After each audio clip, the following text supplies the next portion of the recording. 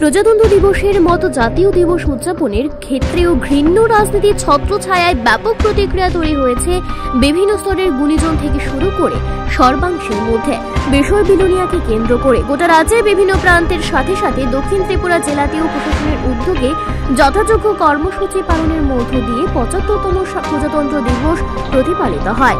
স্বাভাবিকভাবেই বিধায়ক যখন গণদেবতাদের ভোটে নির্বাচিত হয়ে আইনসভার সদস্য হিসেবে শপথ গ্রহণ করেন, তখন রাজনৈতিক পরিচয় ছাড়াও গণতন্ত্রের একজন পৃষ্ঠপোষক হিসেবে বিধায়কদের স্থান থাকে একটা বিশেষ আসনে।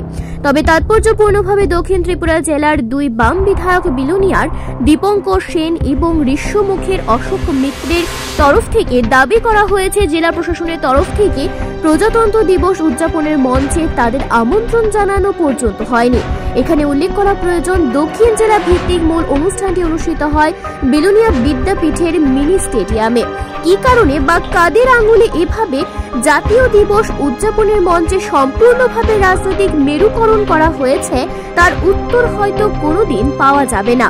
তবে এটা ঘটনা জেলা প্রশাসনের এই ভূমিকায় দিকে দিকে তীব্র প্রতিক্রিয়া তৈরি হয়েছে, যেখানে বরাবরই রাজ্য সরকারের তরফ থেকে স্বচ্ছ প্রশাসন, স্বচ্ছ নীতি এবং সর্বোপরি সাংবিধানিক রীতিনীতিকে প্রাধান্য দেওয়ার দাবি করা হয়। সেই জায়গায় দাঁড়িয়ে জেলা প্রশাসন আয়োজিত অনুষ্ঠানে নির্বাচিত বিধায়কদের ব্রাত্য রাখাটা কতটুকু সংবিধানকে মান্যতা প্রদান করা হয় তা কিন্তু বড় প্রশ্ন হয়ে দাঁড়িয়েছে।